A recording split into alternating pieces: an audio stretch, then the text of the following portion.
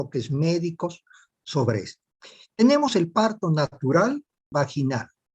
Es la expulsión del producto viable de la concepción a través del canal vaginal. Esto, que es sencillo, implica bastantes y varios aspectos.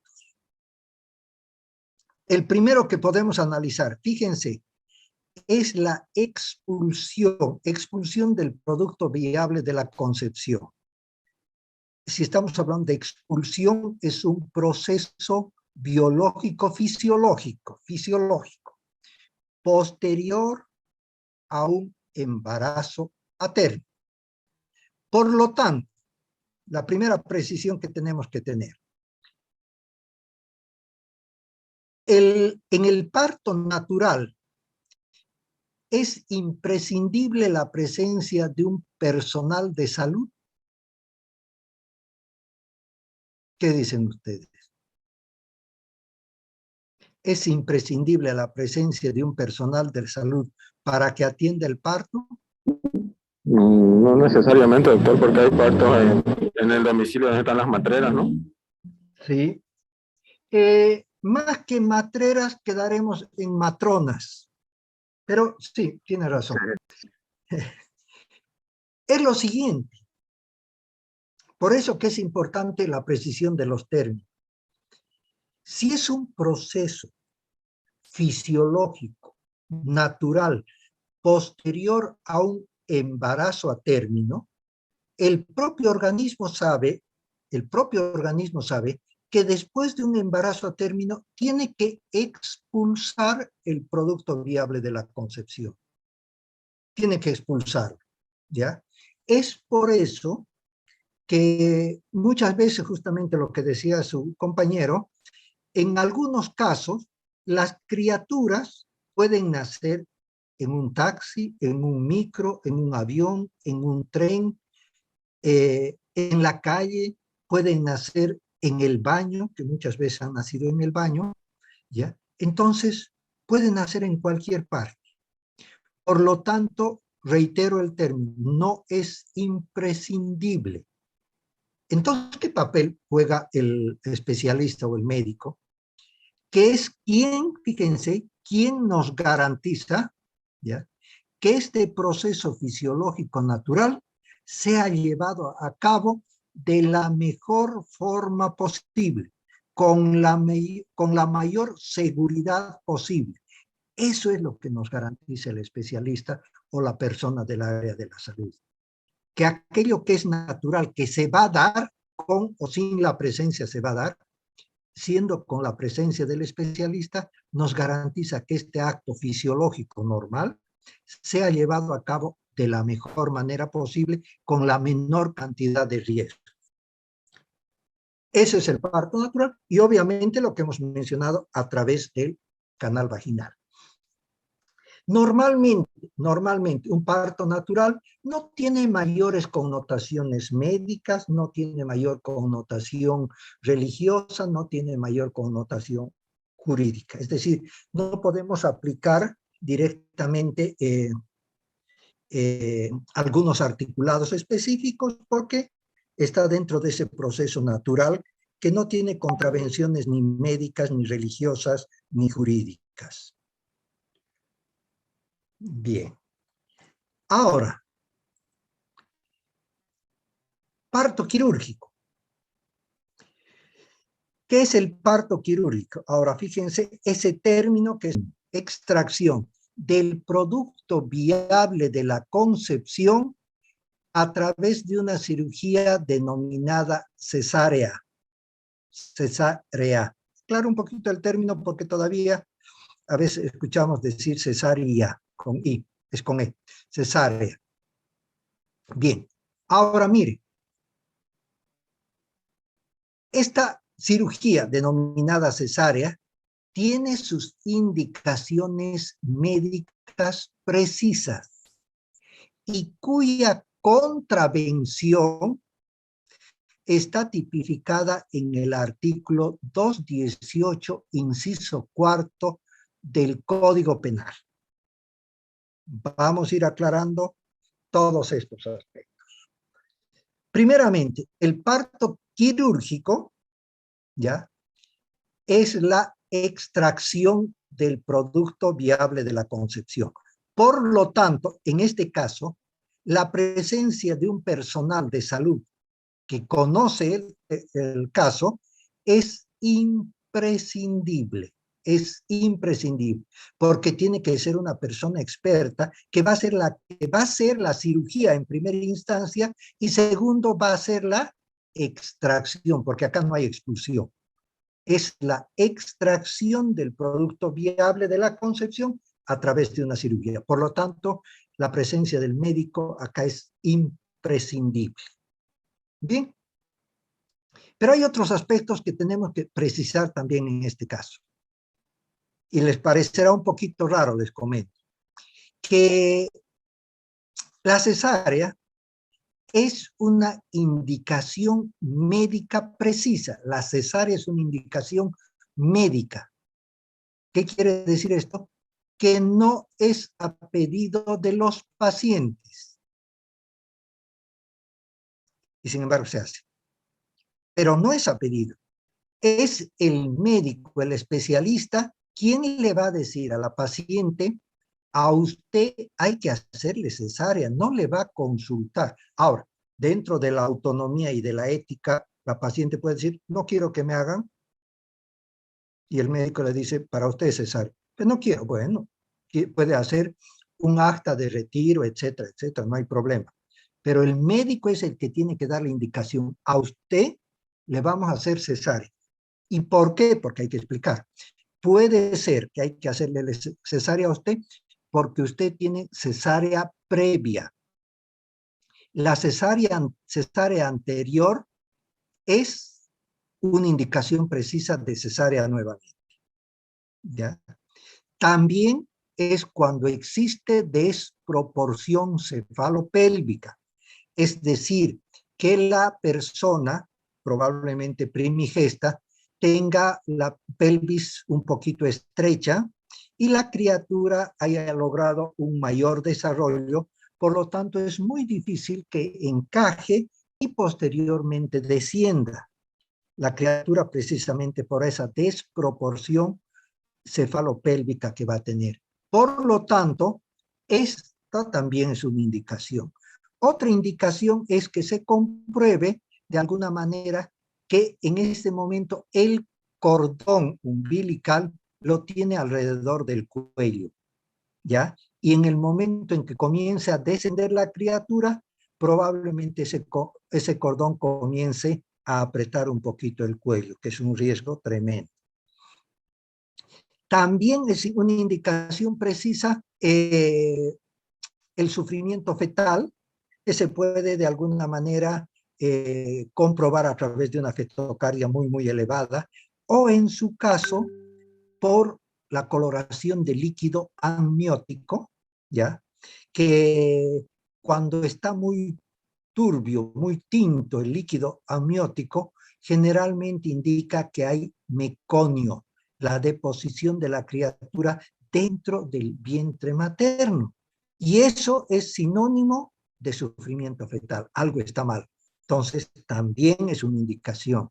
Una indicación también para la cesárea es que la mamá tenga eclampsia.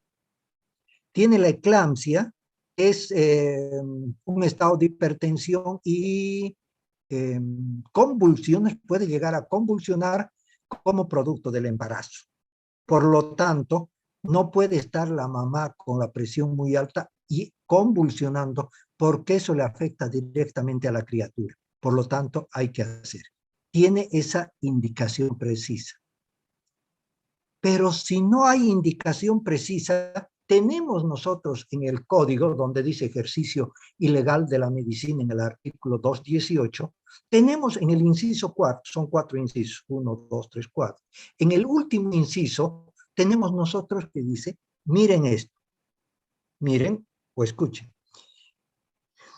No podrá realizarse tratamiento alguno o cirugía que no sea la estrictamente necesaria. necesaria, ¿ya? Entonces, no podrá realizarse tratamiento ni cirugía que no sea la estrictamente necesaria. Con esto nos está diciendo que no es por decir, es más rentable una cirugía, haremos nomás una cesárea, que me ha pedido la paciente, hagamos nomás. Tiene que haber un fundamento médico, científico para decir sí se vaya a hacer la cesárea.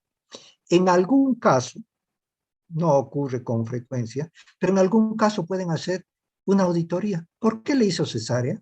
Y tiene que estar en el protocolo. Se le hizo cesárea por sufrimiento, eso tiene que estar en el protocolo operatorio. ¿Por qué se entró a hacer una cesárea?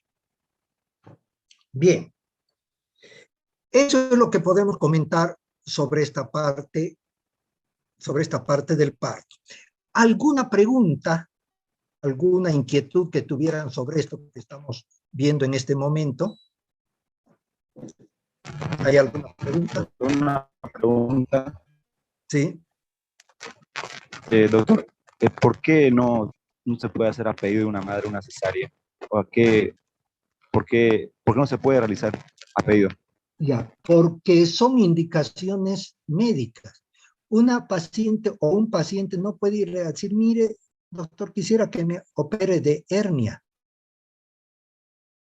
¿Pero y por qué usted tiene hernia? No, pero por precaución. O de apéndice por precaución, de vesícula por precaución. Pero si no lo tiene, ¿de qué? ¿De qué le voy a operar? En este caso, y voy a hacerle claro, toda cirugía tiene su riesgo. Toda cirugía tiene su riesgo. ¿Ya? Por lo tanto, si no es imprescindible, si no es necesario ese acto quirúrgico, no se debería hacer. Sin embargo, lo que dice Joel, hay alguna especialidad en la que sí es a solicitud del paciente previa disposición que tenga el médico para realizar, como por ejemplo son las cirugías plásticas, las que se pueden realizar a solicitud del paciente, pero tomando en cuenta, como les digo, el criterio del especialista en cirugía plástica o cirugía reparadora. ¿Ya? Entonces, tiene que ser por indicación, ningún tipo de cirugía es a pedido. Opéreme, tengo un problemita en el cerebro. No, pero su tratamiento es otro, no es quirúrgico. Puede ser medicamentoso, puede ser esto. No, pero yo quiero que me operen. No, nadie se va a prestar ese juego. ¿Ya? Esa sería la razón. Bueno, ¿alguna otra pregunta? Doctor, disculpe, Sí, diga adelante. le habla Gislene. Sí. Justamente en el tema de la cesárea, Mm, muchas clínicas privadas ofrecen lo que es el servicio de cesárea justamente.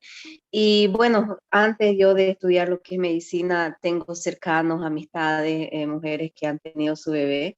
Y sí. uno le pregunta, ¿no? ¿Cómo lo vas a tener? ¿Vas a tener natural? No, me da miedo.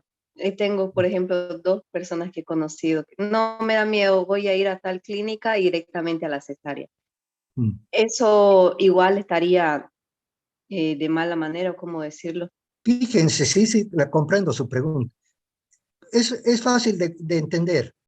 Eh, Remítanse al código en su artículo 218, inciso cuarto, donde dice no podrá realizarse tratamiento, no solamente habla de cirugía, tratamiento que no sea, o cirugía que no sea el estrictamente necesario. No es un justificativo, no es un justificativo decir me da miedo.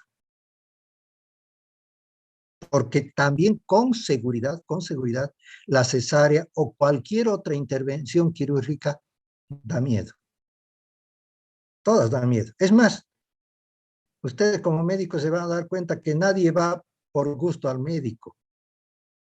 ¿Ya? Inclusive a la consulta, si uno, entre comillas, podría evitar ir al médico, esa es la conducta de muchas personas, tratan de evitar. A nadie le gusta. ¿A quién le gusta que se le coloquen inyectables? A propósito de lo que usted dice, Gislene, dentro de la parte ética, Se habla de los principios de autonomía, de autodeterminación. Pero fíjese, ese principio de autonomía y autodeterminación no es para todos.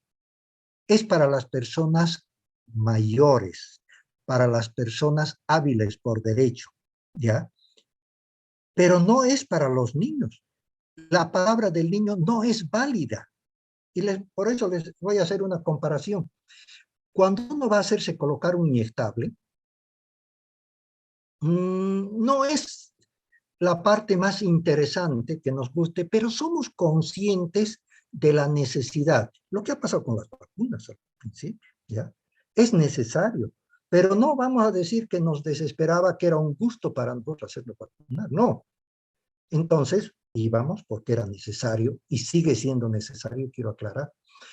En cambio, pregúntenle a un niño, ¿quiere que te coloque inyección? El niño va a decir casi con seguridad que no. Ahora, ¿le vamos a tomar en cuenta esa palabra? No, no le vamos a tomar en cuenta. Entonces, esa autodeterminación es para las personas mayores. Lo mismo una cirugía, que estamos comentando.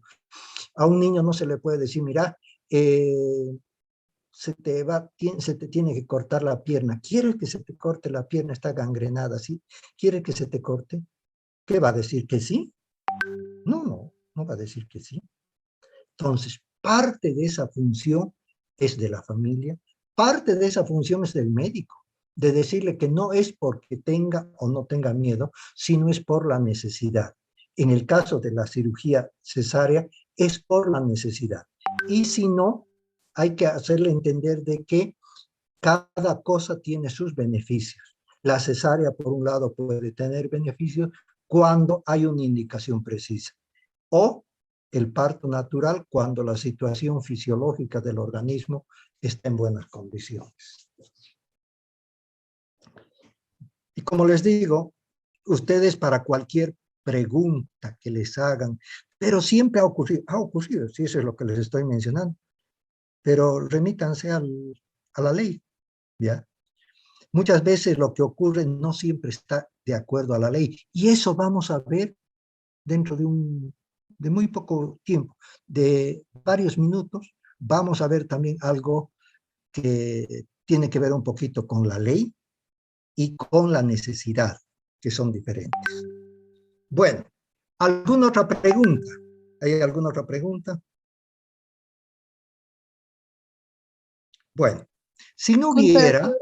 Sí, dígame. Dijo artículo 248, ¿cómo dijo? No, por favor, ¿puede repetir? Artículo 218 del Código Penal, inciso cuarto, tiene 4 incisos. El título de ese artículo es ejercicio ilegal de la medicina. Ahí indican qué pasaría si sin tener título se ejerce la medicina, que teniendo título se da información, fíjense, teniendo título, pero se da información de carácter infalible. Es decir, con esto usted tiene la seguridad de que con estas hormonas en un año va a crecer 30 centímetros. No sé, estoy exagerando.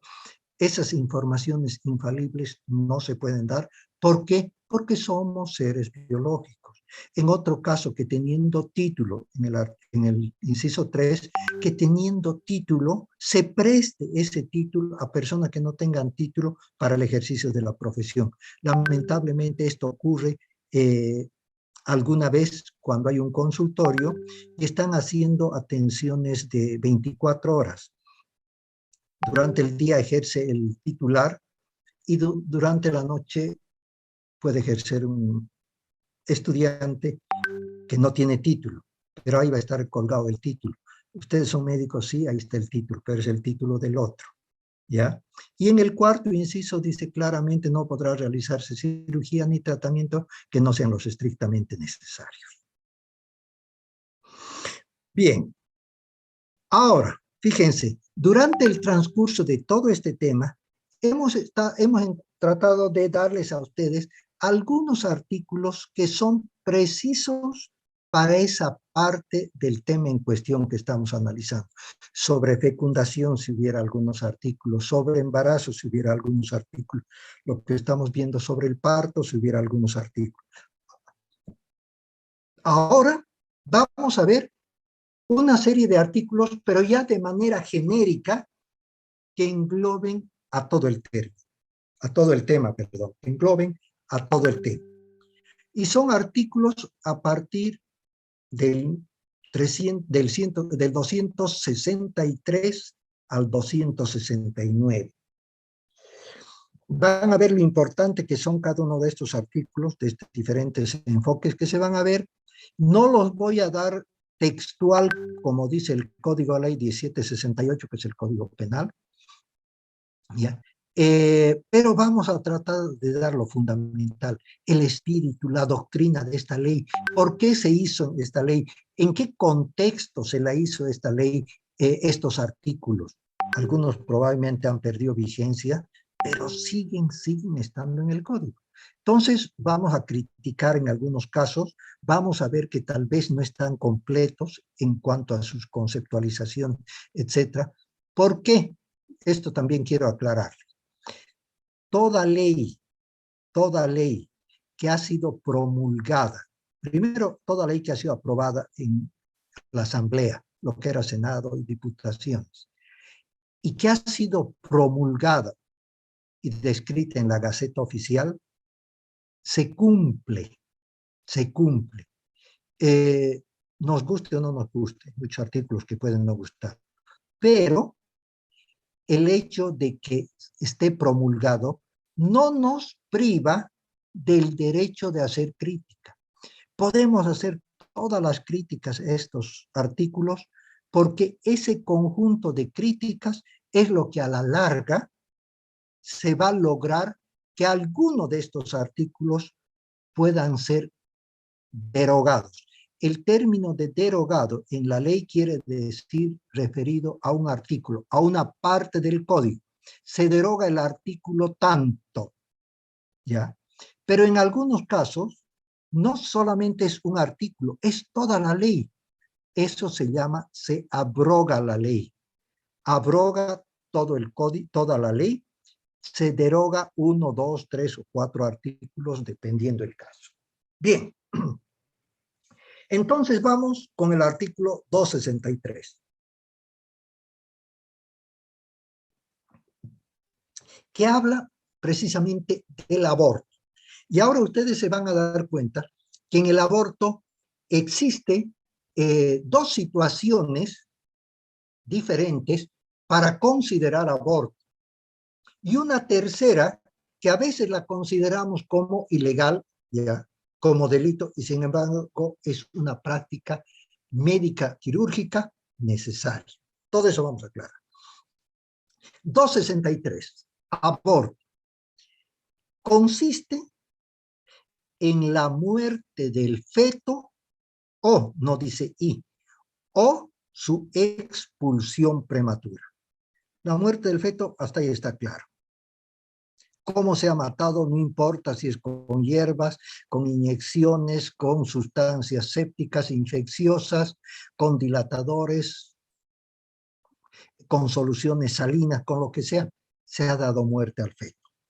Ese es aborto. No estamos hablando de que si lo han extraído o no. Estamos hablando de que han dado muerte al feto. Uno.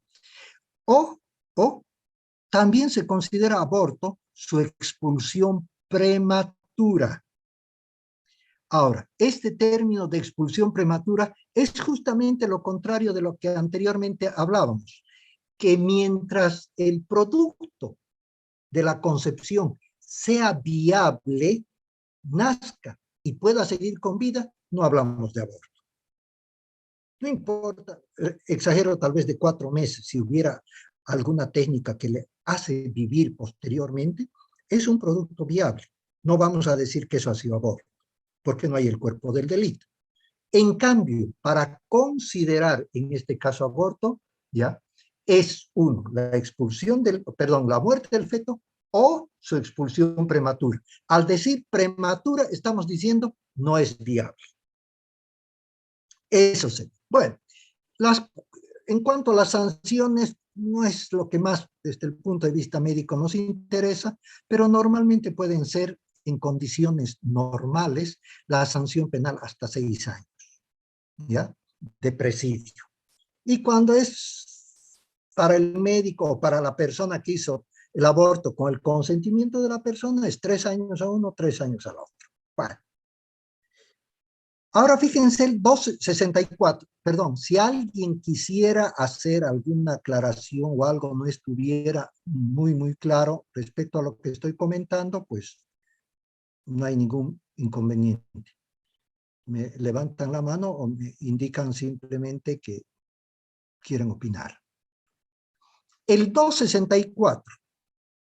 En el 264 es el aborto seguido de lesión o muerte. Es aborto seguido de lesión o muerte. ¿A qué se refiere este artículo?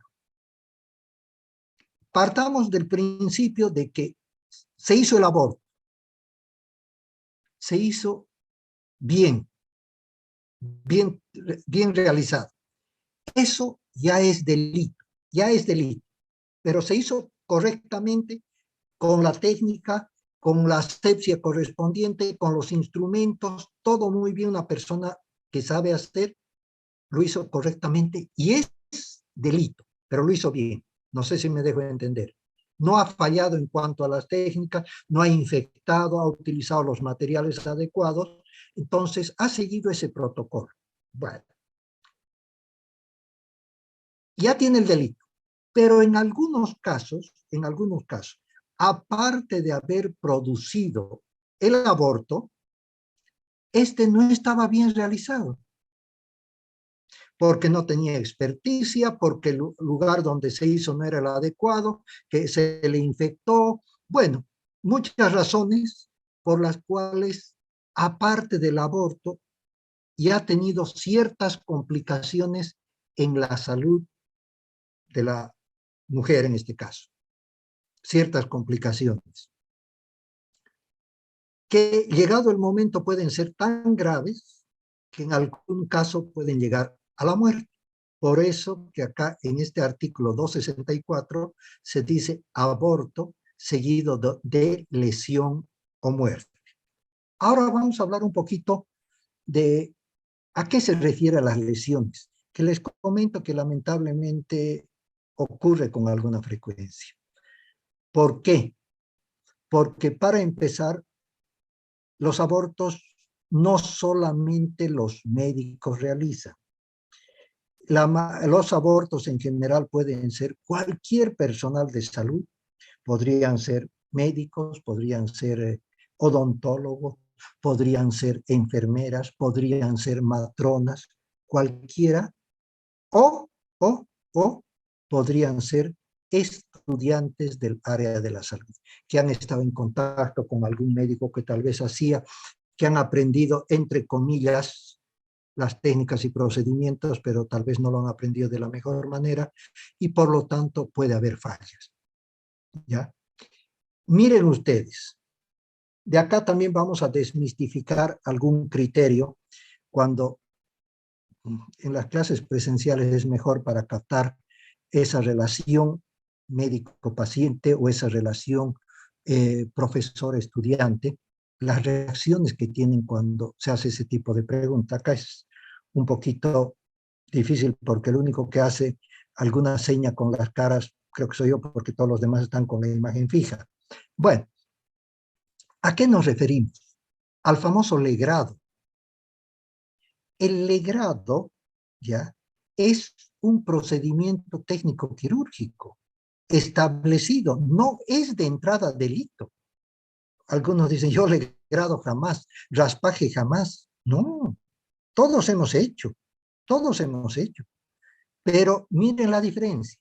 El legrado, el raspaje que se hace posterior a un aborto, cuando quedan restos, es una conducta médico-quirúrgica que hay que realizarla, porque si no se realiza, esos restos que quedan dentro de la cavidad uterina van a producir una hemorragia permanente y una potencialmente una gran infección. Entonces, es un procedimiento. Ahora, que en sí este legrado sirva para introducir otros artefactos, otros instrumentales que puedan seccionar el cuerpo del fetito dentro, bueno, eso es ya otra cosa. Eso es aborto. Eso es aborto. Pero el legrado que se hace, el raspaje, el retirar los restos, es un procedimiento técnico quirúrgico que hay que hacer. Que habría que dar parte, no habría que dar parte, es de acuerdo a la experticia que tenga para reconocer si es un aborto provocado o es un aborto que se llama espontáneo. Miren una de las diferencias, porque hay varias. Cuando se tiene que hacer este raspaje post-aborto, ¿ya?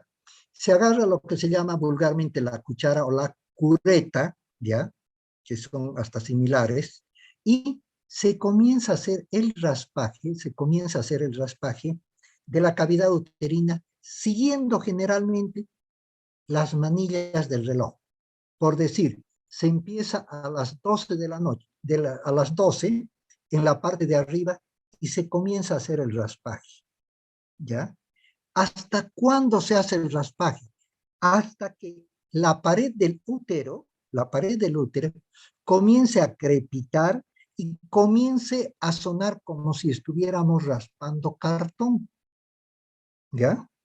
Después, las 12, la 1, las 2, las 3, las 4, las 5, las 6, las 7, las 8, y se recorre sin dejar ningún espacio todo el diámetro de la cavidad uterina. Con eso nos garantizamos de que no va a haber infección, de que no ha quedado restos y el legrado post-aborto se ha realizado correctamente. Bien. Pero ahora fíjense, si el aborto, esto tomen en cuenta, si el aborto fuera realizado por un procedimiento que lamentablemente ponen en riesgo de una manera muy, muy grave la vida de las personas, la vida en este caso de la mujer, es utilizando sustancias que estén contaminadas. Se introducen cualquier tipo de sustancias contaminadas, produce infección y produce la muerte de la criatura. ¿Ya? Ya se hizo el aborto. Muerte del feto. Por infección. Ahí tiene que ser la experticia, lo que les decía del médico, que al comenzar a hacer, si tiene ya que hacer, retirar los restos, sentir el olor fétido propio de la infección. Y tener mucho cuidado y no esperar a que el útero suene como crepitante o como cuero. Comienza a hacerse el raspaje y ese útero está muy friable, está muy blando producto de la infección. Entonces uno comienza a hacer el raspaje y dice, y que todavía debe haber restos porque no suena, todavía no suena, está blando ahí adentro, cuando poco a poco se van a dar cuenta que lo que se están sacando es intestino. Han perforado el útero. Y esta perforación del útero es precisamente el artículo 264. Aborto seguido de lesión. ¿Se dan cuenta? Ya hizo, aparte del aborto, ya hizo otro delito. Provocó lesión. Y estas lesiones están, no solamente estas, pero en este caso en particular que estamos hablando, están tipificadas en el artículo 270 del Código Penal cuando habla de lesiones gravísimas. Lesiones gravísimas. ¿Y qué son las lesiones gravísimas? Las lesiones gravísimas, fíjense, es la pérdida de un órgano, de un sentido o peligro inminente de perder la vida. ¿Ya? Peligro inminente de perder la vida. Eso es lo que se considera como lesiones gravísimas, artículo 270. ¿Y cómo aplicamos en este caso en particular? Pérdida de un órgano. ¿Qué quiere decir? Que al haber hecho la perforación con seguridad que se está infectando parte del organismo. Entonces, la manera de empezar ya a salvar la vida de la persona es, en primera instancia, hacer la histerectomía. Hay que sacar el útero, porque está perforado y todo ya no va a servir. Histerectomía, ¿ya? Eso es pérdida de un órgano. Pero al sacar el útero, hay la pérdida de una función. ¿Qué función? Reproductiva, nunca más va a poder tener hijos. Pérdida de un órgano y de una función.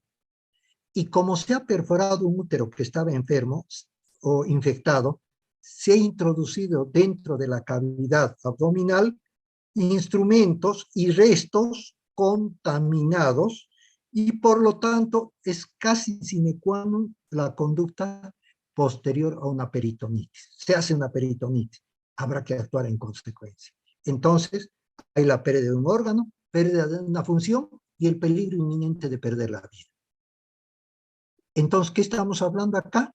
De aborto seguido de una lesión. Por lo tanto, la sanción penal es mayor.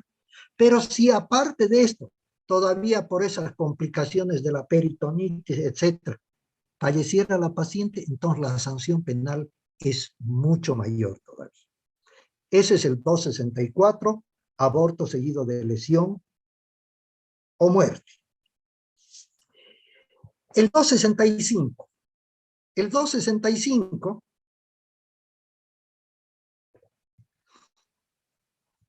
nos referimos a un término, por esto les decía, cada artículo tiene sus peculiaridades, que por su origen se ha mantenido la descripción de este artículo en latín.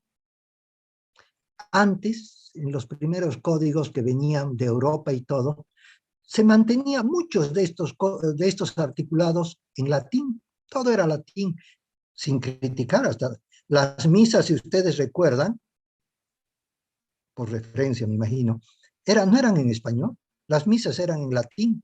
Ya se pueden imaginar que, disculpen, qué interesante eran las misas, que teníamos que ir a escuchar en latín y no sabíamos qué era lo que decía el sacerdote, pero era todo, el Padre Nuestro, Pater Noster, Cesin Deum et in terra passum minibus, todo era en latín, y uno repetía y no sabía lo que estaba hablando. Bueno, entonces ocurría lo mismo con algunos articulados.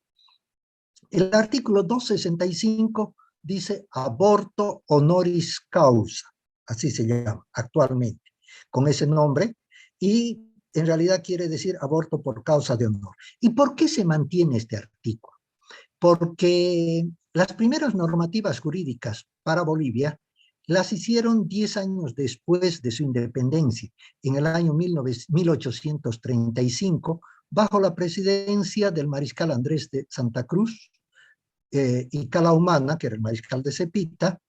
Él fue el que propuso de que Bolivia tenía que tener ya un ordenamiento jurídico en diferentes áreas. Se hicieron las primeras normativas, los primeros códigos, y como les decía, traspolaron algunos articulados que por el contexto de esa época seguramente que eran justificados, y ahora ya vamos a ver si es o no.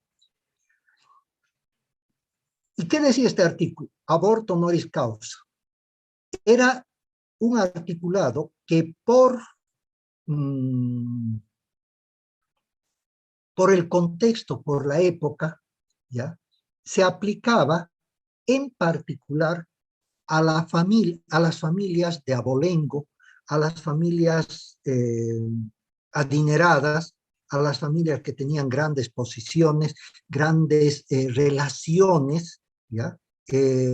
Todas aquellas familias de alcurnia, de abolengo, que antes estaban muy bien separadas, lamentablemente, muy bien separadas de la gente común, de la gente del pueblo, muy separada.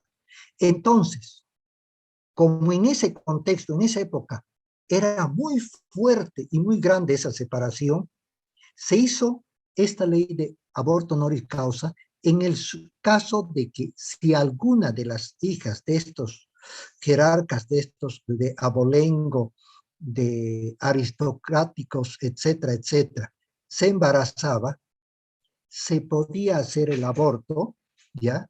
Y el aborto tenía sanción penal, era un delito, pero la sanción penal era atenuada, muy suave. ¿Por qué? Porque el fin no era dar muerte a la criatura, sino que el fin era salvar el honor de ella, y como dice el código, de terceros, o sea, de su familia. Ese era el fin. Ahora ustedes se pondrán a dar cuenta que este artículo es lo más discriminativo que hay, ¿ya? Este artículo sirve nuevamente para ese grupo de élite, si se quiere, ese grupo adinerado y todo, pero que tienen como justificativo decir, mire, ¿qué va a decir? Es la hija del ministro, es la hija del presidente de tal institución, no va a estar bien visto que se enteren, ya ha cometido el error, pero pues lo hagamos de una forma más privada y la sanción penal va a ser mínima y todo eso, ¿ya? Pero, ¿y qué pasa? Miren, ¿qué pasa en este momento si la que se embaraza es la hija de una empleada doméstica? Esta pobre infeliz, y disculpen que diga de esta manera, esta pobre infeliz, de repente lo único que tiene es una madre que todavía la ha tenido de madre soltera, no tiene esa familia, no tiene ese abolengo, no tienen esos recursos. ¿Será que a esta pobre muchachita, cuando se presente al juez y le diga, mire, era por esto, hice por salvar el honor de mi familia? ¿Ustedes se dan cuenta? Aunque no lo diga de esa manera, pero pensar, ¿qué tipo de honor, qué tipo de familia, si ni familia tiene? ¿Ya? Entonces era totalmente discriminativo. Ahora tenemos nosotros una ley, no que más de una ley, primeramente el código, la constitución política del Estado en su artículo 14 adelante, que dice que no puede haber forma de discriminación por cuestiones religiosas, por cuestiones de opción sexual, por cuestiones de etnia, por cuestiones de color de piel. No puede haber una discriminación por nada de eso. Y aparte, la ley 045, ley contra el racismo y toda forma de discriminación. Esto sería una discriminación tremenda porque solamente serviría a los que tienen abolengo, a los que tienen recursos, pero no así como justificativo a la gente que no tenga esos recursos. Por lo tanto, en este momento no habría justificación para esta ley, perdón, para este artículo. No habría justificación. Alguna vez se ha propuesto ya que sea derogado este artículo, pero hasta el momento pareciera que no ha tenido mucho asidero el hecho de derogar. No le han dado la importancia que tiene. Bueno, habrá intereses de por medio. Ese es el 265. El 266. El 266, miren ustedes, es probablemente el artículo más polémico con referencia a este tema. Y ustedes como estudiantes del área de la salud y próximos ya a ser médicos, lógicamente siempre que venzan medicina legista, ¿ya? Tendríamos que hablar cada vez con un poquito más de precisión, que eso es lo que se espera del profesional en el área de la salud, o en su caso del estudiante del área de la salud. Hemos tenido algunos debates, algunas charlas, algunas conferencias, donde todavía se mantenía este criterio, que pueden tener alguna duda, donde se decía que en Bolivia no está legalizado el aborto. En Bolivia está legalizado el aborto, ¿ya? Y cuando quieran, pues nos referimos al código. Ahora, obviamente que no en todos los casos. Después podríamos analizar que casi en todos los casos se iba a legalizar. Pero ahora, oficialmente, en el artículo 266 que dice aborto impune. El aborto impune quiere decir el aborto que no se sanciona. ¿En qué casos en Bolivia el aborto no se sanciona? Y aquí hay una falla de redacción de nuestro ordenamiento jurídico, de nuestro código. Dice, si como producto, fíjense, si como producto de una violación se presentara el aborto, ¿ya? se puede realizar, se puede hacer. Pero es una redacción totalmente incompleta, porque da la impresión de que toda persona violada tiene que hacer el aborto. Primeramente, toda persona que ha sido violada tiene que hacer la denuncia de la violación, nada más, ya no otra cosa que antes se pedía. Tiene que hacer la denuncia de la violación y tiene que venir primero el embarazo antes del aborto. No quiere decir que toda persona que ha sido violada, pues para empezar, va a estar embarazada. Si solamente ha sido violada, pero no hay embarazo, este artículo no tiene nada que ver. Entonces, la redacción no es la más adecuada. Lo que debía decir, si como producto de una violación hubiera primero embarazo, que es lo primero que tiene que haber para seguir con este artículo, entonces, el aborto, lógicamente tiene que haber embarazo, el aborto podrá realizarse. O sea que en Bolivia está autorizado legalmente que si hubiera embarazo como producto de una violación, se puede hacer el aborto, ¿ya? Esto les digo desde el punto de vista legal, no es una opinión de una persona que nos guste o no nos guste, ¿ya? Sino estamos hablando de que al estar en el Código Penal está autorizado. Es más, puedo aclararles, por ejemplo, que por más de que esté autorizado, la Iglesia Católica no reconoce. Entonces ya es un problema entre el profesional que debería hacer el aborto, pero como tiene enraizado la fe cristiana, la fe católica, va a decir yo no puedo hacer. Y hay un choque, se dan cuenta. Hay esos problemas. Pero también en el 266 menciona otra situación en la que en Bolivia está permitido el aborto. Y es cuando la madre corre riesgo inminente de perder la vida como consecuencia del desarrollo del embarazo. Para aclarar un poquito más, si la mamá tiene un problema de una cardiopatía, que a medida de que el embarazo va aumentando los meses, la mamá cada vez, producto de esta cardiopatía, se está poniendo peor, ¿ya? Cada vez está arriesgando más su vida. Entonces, la ley en Bolivia prevé y prioriza la vida de la madre antes de la vida del feto. Por lo tanto, está autorizado en este caso también que se haga el aborto. Ahora, critiquemos un poquito. También se hace el aborto a través de una junta médica, ¿ya? Se hace el aborto a través de una junta médica cuando la criatura está mal. Puede ser anencefálica, puede ser como cuestiones de una rubiola, ¿ya? Que hay desprendimiento de retina, cierto tipo de alteraciones, ceguera, etcétera, etcétera. Puede ser malformaciones congénitas, malformaciones físicas, probablemente mentales, mal desarrollo, ¿ya? Bueno, una serie de alteraciones que puedan tener.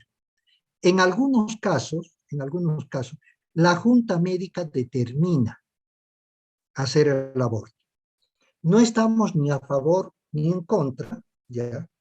¿Por qué? Porque acá estamos explicando qué es lo que dice el código y qué es lo que no dice. Y este caso que estoy mencionando no dice el código, ¿ya? Debería decir con la misma precisión que en los casos anteriores. Se puede hacer en este caso, se puede hacer en este caso. Y así de claro, acuérdense este término cuando ustedes estén leyendo la parte legal, en particular en el artículo 266. En ambos casos, acuérdense ese término. ¿Cuáles son esos ambos casos?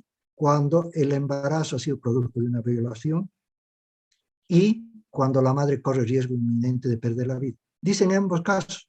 Podía decir en estos 3 casos, en estos 4 casos, en estos 5 casos, estemos o no estemos de acuerdo, pero que esté claramente estipulado en el código y no lo está.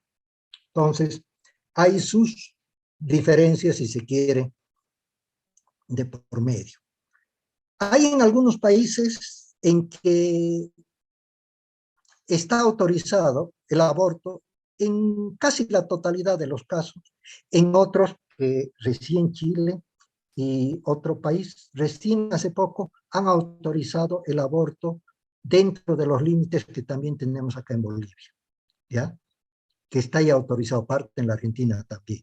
Ya se ha autorizado, se ha abierto para bien o para mal, pero su estructura jurídica ya ha autorizado esta forma que les estoy diciendo sobre la legalidad de algunos artículos o algunas formas de aborto.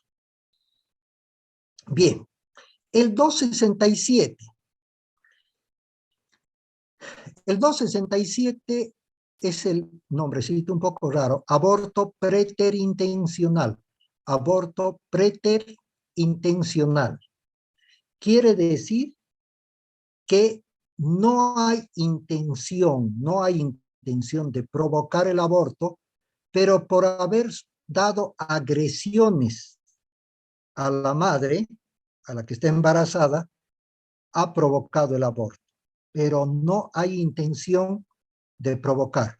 Esto lamentablemente ocurre todavía en nuestro medio, que hay varones que luego de tomar algunas copas, luego de estar en estado de embriaguez, tienen lamentablemente la costumbre de ir y ante cualquier cosa golpear a su mujer. Esa es la costumbre, ¿ya? La pésima costumbre. Y por lo tanto, no toman en cuenta, por ese su estado de embriaguez, no toman en cuenta que ahora resulta que su mujer ya está embarazada, pero igual la golpean. Y como producto de estos golpes, la mujer puede tener una hemorragia y el aborto. Pero no hay intención. No hay intención. Ahora ustedes dirán, pero ¿y cómo se da cuenta el juez cuando tiene que juzgarlo de que no ha sido con intención? Si el mismo, ¿ya? La misma persona que está siendo juzgada no va a decir, por más de que sea cierto, no va a decir, sí, yo jamás, pues jamás, ¿cómo voy a querer matar a la criatura? Por más de que hubiera querido hacerlo eso. No va a decir, porque sabe en el momento en que reconoce que tenía intención de matar a la criatura, se va al artículo 263, que la sanción penal es más grave. ¿Ya? O sea, tiene que decir, no, fue sin querer queriendo, no quise, etcétera, etcétera. Pero para eso está la acuciosidad del juez. Cuando comienza la indagatoria en un juicio, empiezan primero por preguntas que dividen el campo de juego en dos partes. Así, la primera pregunta ya divide por la mitad, con una pregunta sumamente sencilla que uno diría, pues acá aprovecho para mentir. La primera pregunta que puede hacerlas es de este tipo. ¿Usted quería dar muerte o quería provocar el aborto a su mujer? ¿Qué va a contestar? No, desde luego que no. Y ya dividió la cancha. Dijo que no. Ahora vienen las preguntas de detalle, pero ya dividió el campo. Y si se pasa al otro lado, ya está entrando en serias contradicciones y eso va en contra de él. ¿Ya? Tiene que fundamentar el no. Y eso es lo difícil ahora. Son preguntas a veces tan sencillas que uno no las toma en cuenta. Bueno, ustedes ya van a saber. Por ejemplo, así que le pregunta, ¿usted quería tener a la criatura? Sí, quería tener a la criatura. ¿Qué nombre le iban a poner? ¿Qué nombre le iban a poner? Justamente, ustedes saben cuando una pareja realmente tiene la posibilidad de tener un hijo o ya está embarazada, comienzan ya a analizar, a discutir qué nombre le ponemos, el nombre de tu padre, el nombre de tu madre, no, lo que sea. Bueno, comienzan a discutir, ¿ya? Pero ¿quién va a estar pensando en decir qué nombre le vamos a poner a este abortito? Porque quieren que aborte, pues no quieren que nazca la criatura. ¿Y van a estar pensando todavía nombre? No. Entonces esa pregunta los sorprende. ¿Qué nombre no vas a ver qué contestar. En cambio, si realmente tuvieran la intención, tiene pues todo un diálogo, tiene todo para charlar. Mire, sí, queríamos tener la criatura. Es más, respecto al nombre todavía no hemos decidido, pero ya hemos quedado que si nace mujer, será mi mujer la que ponga el nombre. Si nace varón, seré yo el que ponga el nombre. Tienen todo porque les va a salir de adentro, porque eso ya lo tenían conversado. Eso por un lado. Y otra de las preguntas que también a veces hacen, les dice, así que usted quería tener a la criatura, sí. ¿Y han comprado ropita? Mire qué preguntas tan sencillas. ¿Ropa? ¿Cómo se le va a pasar a ese momento comprar ropa? Pero si tiene que ser un aborto, ¿quién va a estar diciendo, a ver, qué ropita le compramos para este abortito? No, nadie está pensando en eso si realmente la intención hubiera sido provocar el aborto. En cambio, si no, podrían decir, ¿han comprado ropita? No, no, no, pero ya hemos buscado porque el hermanito menor dejó un montón de ropa, ya hemos hecho lavar la ropa, ya hemos hecho costurar la ropa, además tenía una cunita, la estamos barnizando, Tienen todo un diálogo para conversar, porque eso era de sentimiento, ya sabían que tenían que ver eso, ir preveyendo. ¿A quién no le gusta saber ya pensar cuando su mujer está embarazada, qué nombre le pondrán? Vamos a arreglar el cuarto, no hay espacio en el cuarto, pero en esta parte que vamos a poner todo, ya están pensando. Pero vuelvo a reiterar, si es aborto, pues no piensan en eso, y ahí el juez acucioso se da cuenta de que sí quería tener a la criatura o de que no quería tener a la criatura. Ese es el 267, pero con la modificación posterior a la ley Blattman, se hizo una modificación de este artículo 267, que es preterintencional, y le agregaron, ahí en el mismo artículo, 267 bis se llama, porque es segunda parte, si fuera tercera se llama ter, si fuera cuarta se llama quater, ¿ya? Pero en este caso solamente tiene dos. Entonces, el 267 bis habla del aborto forzado. Aborto forzado.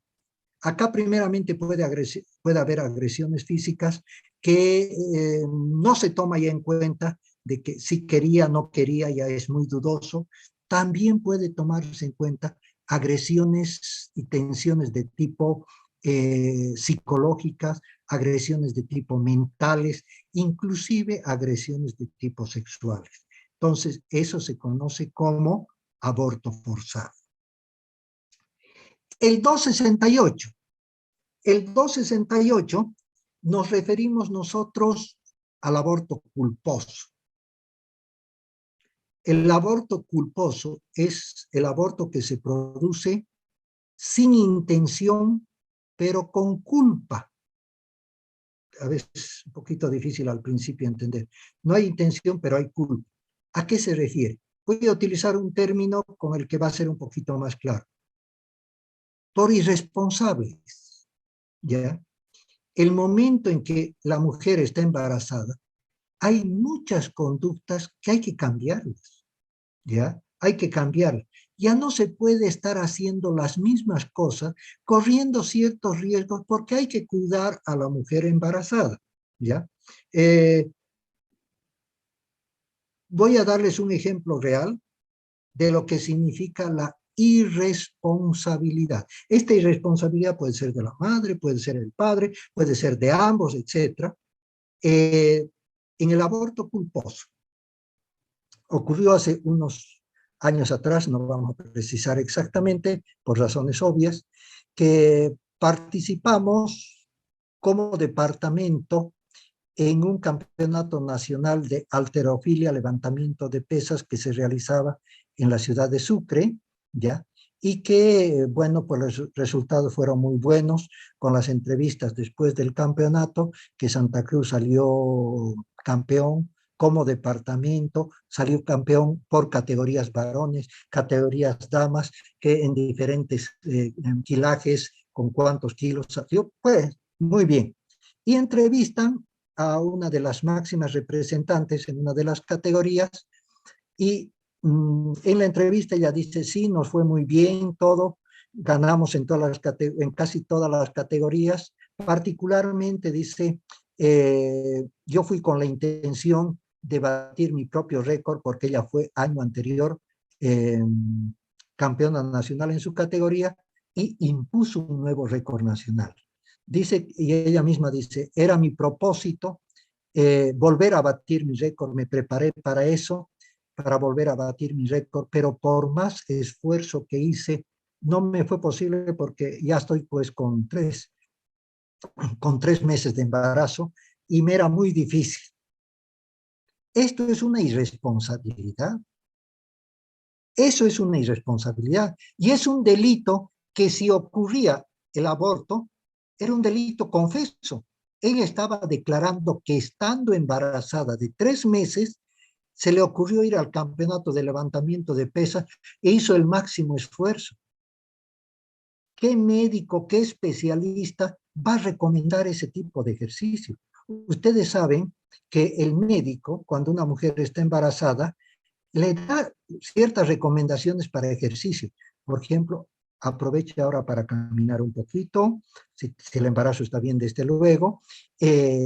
Aproveche de ir a la piscina, nadar le va a sentar muy bien, hacer un poquito de yoga le va a sentar muy bien, porque toda la parte de la cintura pelviana va a estar en permanente movimiento y eso va a ayudar a que llegado el momento del parto, pues la pelvis esté un poquito más flexible, más abierta, facilite esos ejercicios para el trabajo del parto.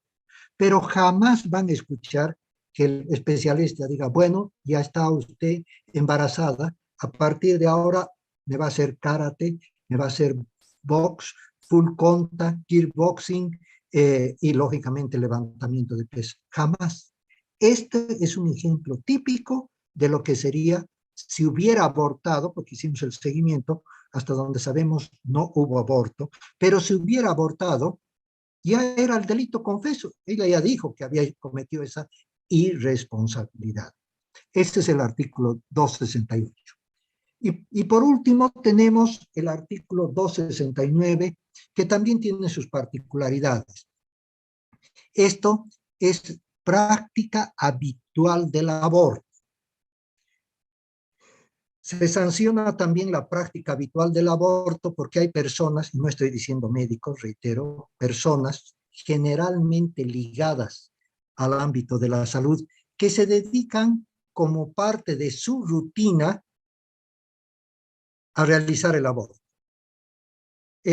Lastimosamente, cuando una muchachita ha tomado la determinación de hacerse el aborto, al principio cuesta mucho encontrar dónde, ¿ya? Porque no puede estar yendo a preguntar a cualquier persona, no sabes dónde hacen aborto, no sabes, no va a estar preguntando ni a los medios de comunicación. Tiene que hacer un poquito de soslayo esa pregunta y la mayoría de las personas, para no comprometerse, dicen, no, no sé, no sé, no sé. Bueno, pero cuando agarra el hilo y entra hacia el ovillo, hay un submundo tremendamente grande, donde una vez que ya ha atravesado, no, pues ahí tiene como el menú de un restaurante para escoger. Dice, es de acuerdo a su presupuesto. Si usted va por la plazuela del cementerio, ahí le hacen más barato, pero no es muy higiénico, no es muy higiénico. Mejor váyase por la mutualista en la segunda planta, en tal parte, o por los pozos, o si no, si tiene movilidad, ya puede hacer cita y se va a Montero, ya, pero hay que hacer cita porque hay muchas personas. Entonces, hay ciertos lugares y todos dentro de ese ámbito son conocidos. ¿Y por qué les menciono dentro de estos ámbitos? Porque inclusive en una de las cajas, hace un par de años, lastimosamente se agarró a un profesional médico dentro de una caja, no me refiero, una caja de salud, ¿ya? Él se agarró a un médico que hacía ya el aborto. Todo esto les comento porque a veces dicen, no, pero si no son tantos. A través de la traspolación de datos, porque no puede ir cada médico que está haciendo un acto ilegal, que es el aborto, ir al CEDES, o a la gobernación o al municipio, aquí está la lista de los 10 que he hecho hoy día, 10 abortos, entonces sí se tienen los datos estadísticos exactos. No, no hay eso. Obvio que no va a haber eso. Entonces se hace la traspolación de cuántos van a la maternidad, que ya se sabe que son abortos provocados, se va haciendo los cálculos y se sabe que más de 100 abortos diarios se realizan acá. Más de 100 abortos diarios. Ya se pueden imaginar cómo es ese submundo que les estoy mencionando. Y para ir a concretar este 269, a diferencia de otros países, si en el 263, que es el aborto, antes se llamaba aborto criminal, ahora es simplemente aborto, ¿ya? La sanción penal puede ser hasta 6 años cuando se hace un aborto, sin consentimiento, un aborto. En el 269 es hasta 6 años, aunque se haga 100 abortos. En Bolivia no hay sumatoria de delitos. No hay sumatoria de delitos. No es, hizo 3 abortos, 2 asesinatos y le van sumando para sacarle. No. En Bolivia se cuenta el delito mayor. Si ha habido 2 violaciones, un rapto, un atraco, etcétera, y un asesinato, se sanciona el delito mayor. Asesinato, artículo 251 del Código Penal, con 30 años de presidio sin derecho a indulto.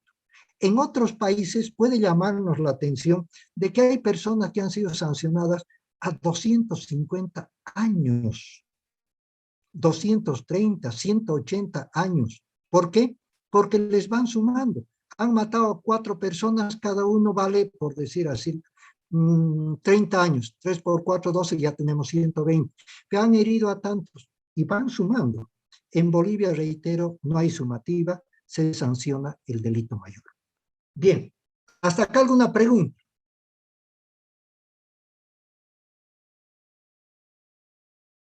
¿Hay alguna pregunta? Bueno, si no hubiera, escúchenme bien, con esto hemos concluido el tema de obstetricia forense. Ustedes tienen ya desde el primer día el programa analítico, ya saben qué toca como segundo tema. De todas maneras, ahora les vuelvo a comunicar, no hay ningún problema.